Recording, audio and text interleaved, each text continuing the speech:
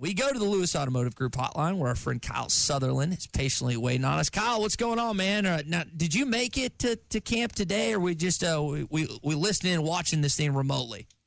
So I'm I was getting a little bit of I wasn't there, but I kind of a little bit of a mix of things. I've been getting some reports, mainly my managing editor Daniel Fair for HawgBeat definitely got to give him some pub. He has been at every practice for us, has been to every press conference, so he's kind of in the boots on the ground and giving me some stuff. Of course, we've got our takeaways on HawgBeat.com each day as well, but he's been feeding me some info so that way I didn't come into this blind.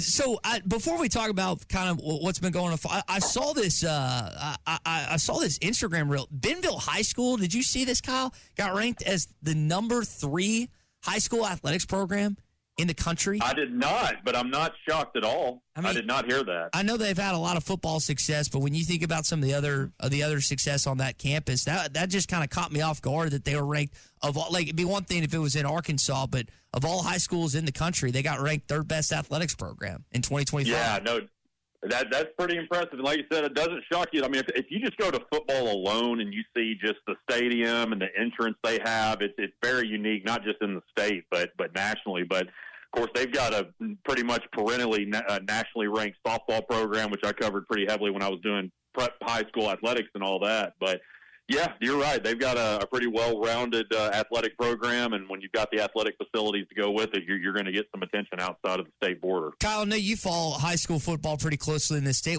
Maybe what storylines, I mean, Kane Archer, kind of over in our neck of the woods, there's always stories what's going on in Northwest Arkansas. We had Sam Alajabutu on, who's the DC at Forest City High School. What are some major high school storylines you're looking forward to covering this season?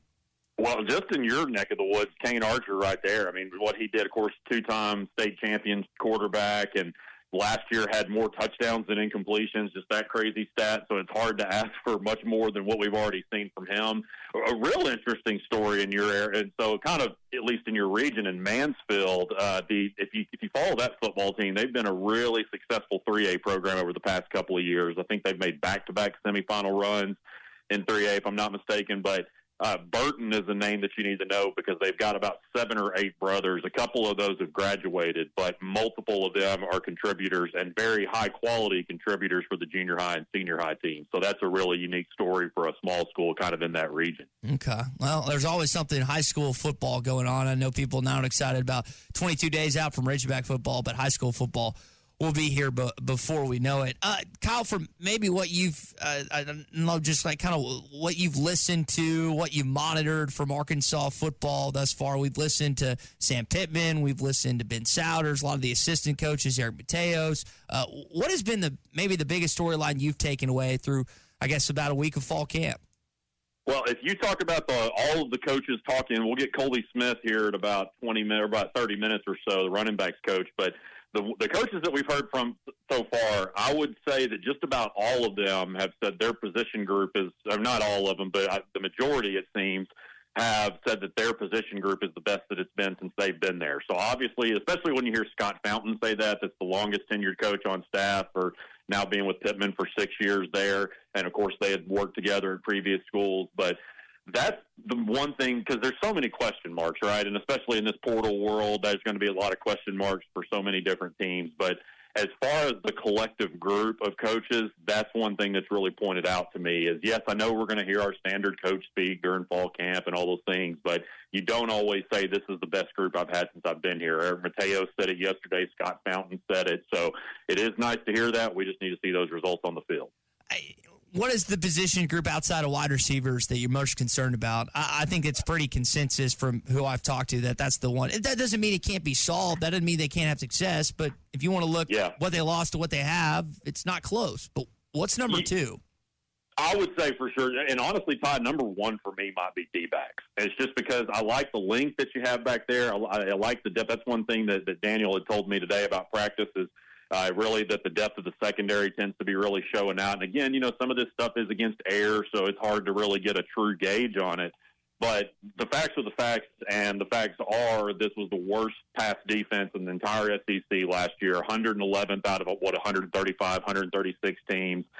So that's the biggest thought. I wrote about this on HawgBeat.com the other day that there's nowhere to, that was the exact headline, there's nowhere to go but up. And that's the biggest question mark. I really like what Nick Perry had to say the other day. Of course, it's always good when you get somebody with NFL ties, and anybody that played for and coached for Nick Saban, you definitely kind of get a little bit more excited about that. But yeah, that's probably what I would say. Maybe defensive end is in that group as well, but defensive backs, to me, have the most to prove out of any group on this team. Kyle Southerland's with us here on the Lewis Automotive Group Hotline, HawgBeat publisher. Kyle, you probably caught this secondhand. There was a fire, not extinguisher, a fire alarm issue yesterday. I think there was like a fog machine that went off or something. You know anything about Yeah, wasn't it from the I didn't, because, of course, I wasn't there, but I had heard some rumblings about it. Wasn't it from the cheerleaders or something like that? Yeah, I think they were trying to test the fog machine. It ended up set off the fire alarm, which is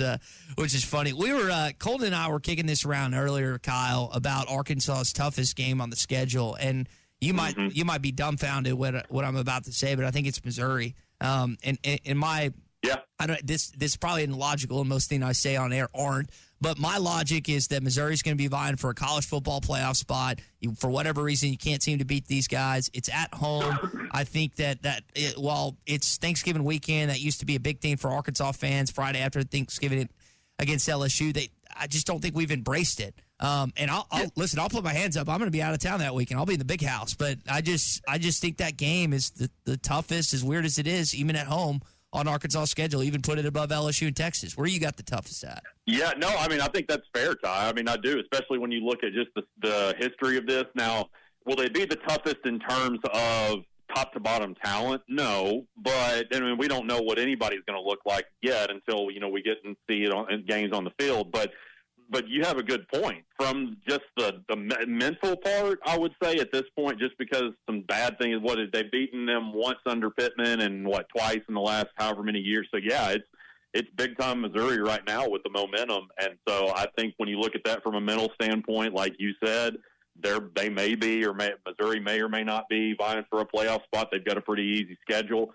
So from a mental standpoint and just how you've looked against this team, and I know the past is the past, I don't think that that's super crazy for you to say that. Colin, to kind of go off that, what is the more important game to overcome? Tommy asked a good question a week or so ago about the mountain that needs to climb. Is it Missouri, or is it finally getting A&M at home for the first time in about a decade? What's the bigger mountain they got to climb between Missouri and A&M this year, especially with D-Mac and his teammates and probably Coach Nutt being in the house? Now, you're talking about from that A&M game to Missouri, or you're talking about between the two. I'm sorry, I probably phrased that incorrectly. Between A&M and Missouri, both those mountains have been tough to climb for the Razorbacks over the years. Which is more important for them to win this season, to close it out with the win against the Tigers, or to finally beat Texas A&M here at home?